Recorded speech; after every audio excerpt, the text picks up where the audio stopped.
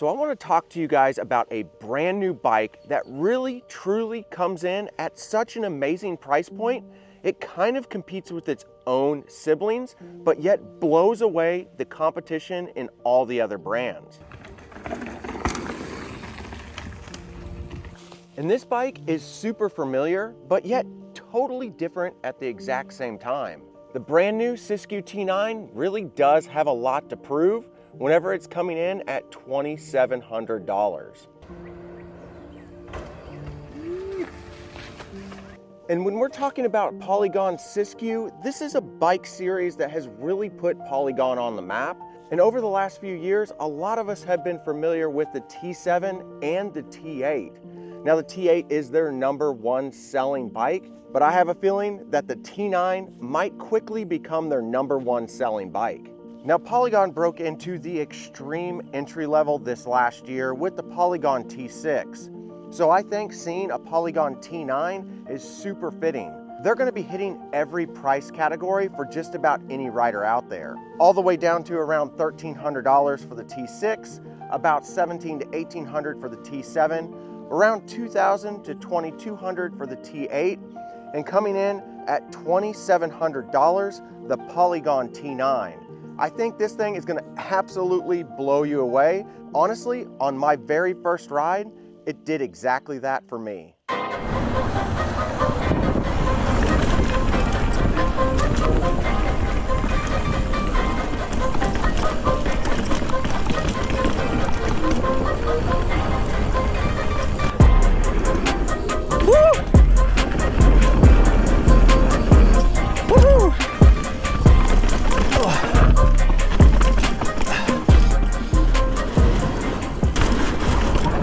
Let's go ahead and go over all the details on this brand new Polygon T9 so you guys know exactly what you're getting for $2,700. And oh yeah, if you want to pick one up, definitely use my links down below. That type of stuff helps out this channel at no additional cost to you. Now the T9 is going to come with the exact same frame that we find on the T6, 7, and 8. And with that setup, we have the tried and true single pivot suspension design that we find on all the other Siskiu models. This is a design that has been around quite a while, and there's one major reason for it. It's a great design for going down hills and making those climbs. Along with that suspension design, you're going to get the exact same seat tube angle of 77 degrees and head tube angle of 65 degrees. Again, these are optimized for climbing and descending. And just like with all Siskiu models, you're going to get 780mm wide bars with a 35mm stem.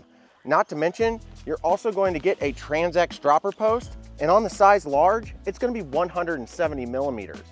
Now let's go ahead and talk about all of the major upgrades that come on the T9 versus the other models. The first thing I want to note is the drivetrain is nearly all Shimano this time, which is something a lot of people online have been asking for. First up, this is going to have XT just about everywhere. Shimano XT is a super nice component setup, and you're going to get the Shimano XT shifter and the rear derailleur. And this is going to be a full 12-speed setup. Now, the rear derailleur is that XT rear derailleur. This also has a built-in clutch, and the Shimano clutches are tried and true.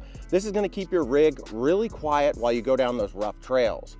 The big thing with this one though is that it does have a micro spline hub. It does come with a Shimano official cassette. And this is kind of a big deal because with micro spline and 12-speed, you're going to get all the way down to a 10-tooth gear at the very bottom. So you're going to have 10 to 51 instead of an 11 to 51 like you would see on some of the other models. Now with that being said, this is a Dior cassette, and for me personally, I like the Dior cassettes better than even the SLX, XT, or XTR, just because a little bit of extra weight really doesn't matter all that much to me. The big benefit is durability.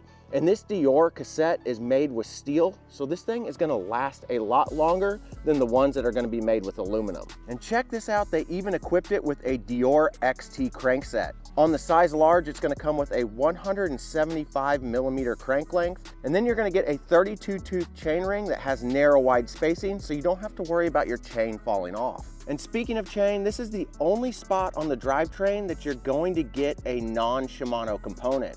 This is a KMC 12-speed chain, I've got to say, at first, I was a little disappointed to see a KMC chain on here, but the reality of it is, I've used KMC chains on so many bikes this last year, and honestly, they perform really well. So if you do want a full Shimano drivetrain, this is the only thing that you'll need to replace. And when it comes to stopping power, this bike is sporting my favorite brand from this last year, TRP.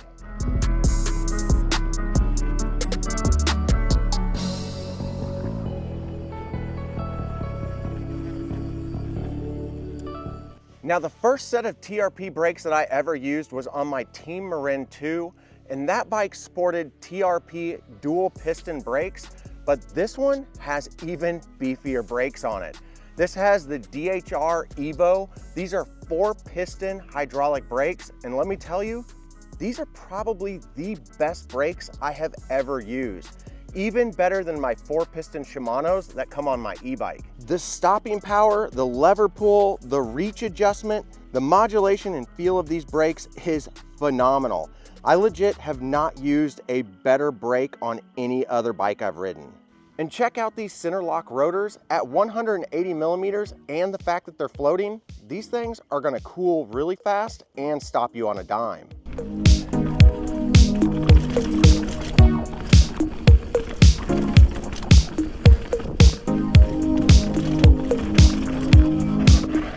Now for me, the biggest performance upgrade on this isn't the drivetrain or the brakes. Those are huge, but the biggest thing is definitely the suspension.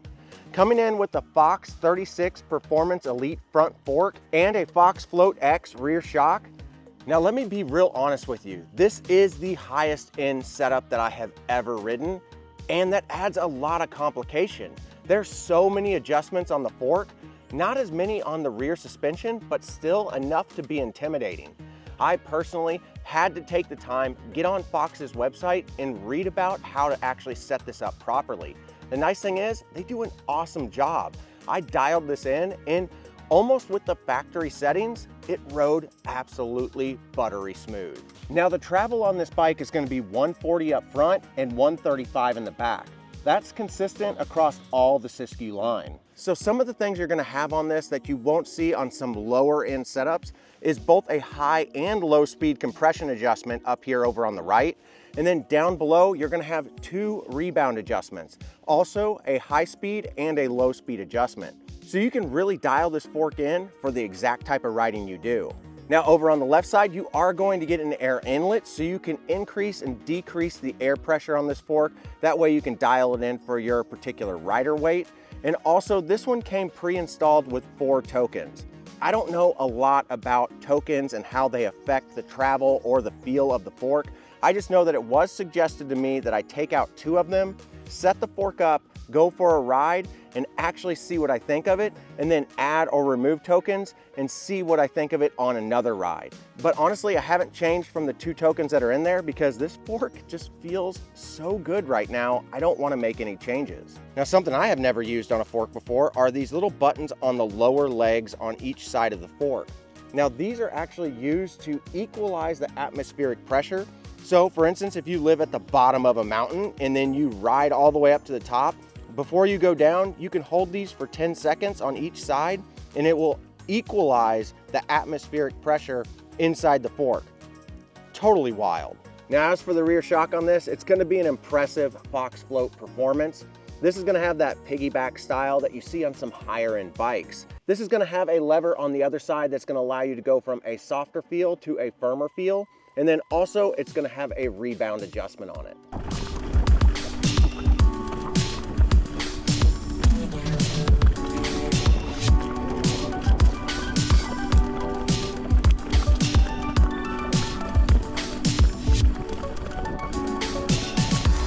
Now, one of the really nice things about Polygon bikes is they come tubeless ready. The only thing you're gonna need to pick up are some tubeless valves and some tubeless sealant. I was able to set up tubeless in about 15 minutes. These Maxxis 2.6 inch wide tires sealed up a lot faster than what I've seen other Maxxis tires do. So definitely was impressed by that and how easy it was to set up tubeless on this bike.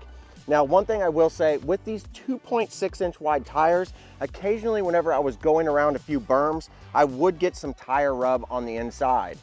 For me, these tires are extremely aggressive, more aggressive than what I need in the area that I ride. So more than likely, if I stick with this bike long term, I will probably go with some less aggressive tires to be able to get more speed out of it. Now, I did get the opportunity to take the T9 down to Bentonville and ride some of my favorite trails down there. And I've got to say, I was blown away at the performance of this bike. It felt really smooth, it climbed really, really well, and it also descended like a champ. I rode down some of the roughest trails that I know of out there, and I've got to say, I really felt like this was one of the highest end bikes that I've ever ridden. At $2,700, I think the Siskiu T9 is an absolute steal. If you're looking for a high-end bike, but you don't want to pay high-end prices, you definitely want to consider this one. And if you guys are interested in picking up your own Siskiu, whether it's the 6, 7, 8, or the brand new 9, definitely use my links down below. That lets Bikes Online know that you came from my video, and that allows me to do more reviews just like this. And if you guys have more questions on the Siskiu T9, definitely hit me up in the comments below or DM me over on Instagram. I'll be more than happy to try to answer any questions you have. All right, guys, get out there, ride your bike, and we'll see you in the next one.